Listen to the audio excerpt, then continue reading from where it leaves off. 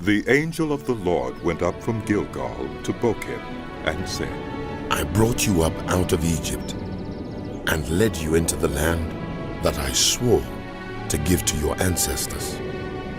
I said, I will never break my covenant with you, and you shall not make a covenant with the people of this land, but you shall break down their altars.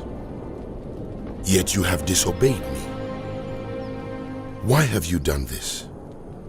And I have also said, I will not drive them out before you.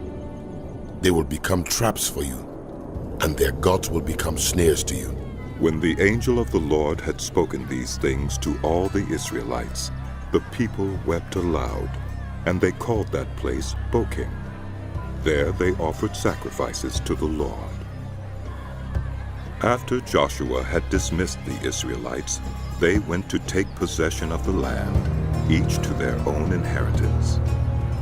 The people served the Lord throughout the lifetime of Joshua and of the elders who outlived him and who had seen all the great things the Lord had done for Israel.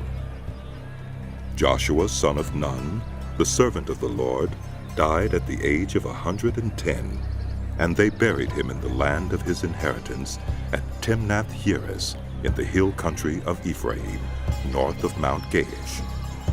After that whole generation had been gathered to their ancestors, another generation grew up who knew neither the Lord nor what he had done for Israel. Then the Israelites did evil in the eyes of the Lord and served the Baals.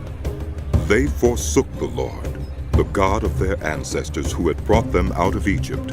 They followed and worshipped various gods of the peoples around them. They aroused the Lord's anger because they forsook him and served Baal and the Ashtoreths. In his anger against Israel, the Lord gave them into the hands of raiders who plundered them.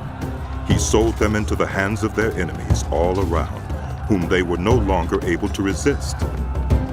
Whenever Israel went out to fight, the hand of the Lord was against them to defeat them, just as he had sworn to them. They were in great distress. Then the Lord raised up judges who saved them out of the hands of these raiders.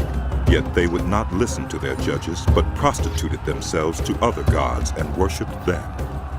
Unlike their ancestors, they quickly turned from following the way of their ancestors, the way of obedience to the Lord's commands.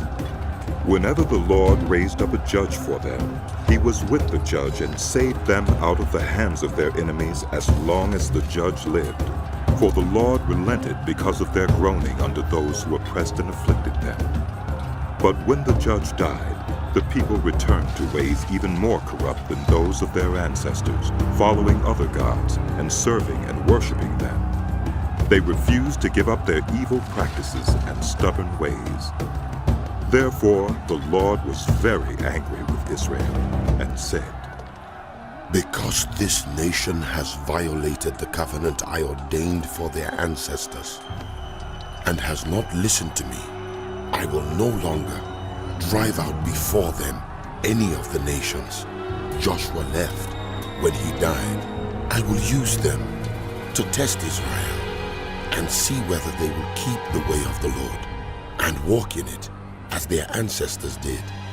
The Lord had allowed those nations to remain. He did not drive them out at once by giving them into the hands of Joshua.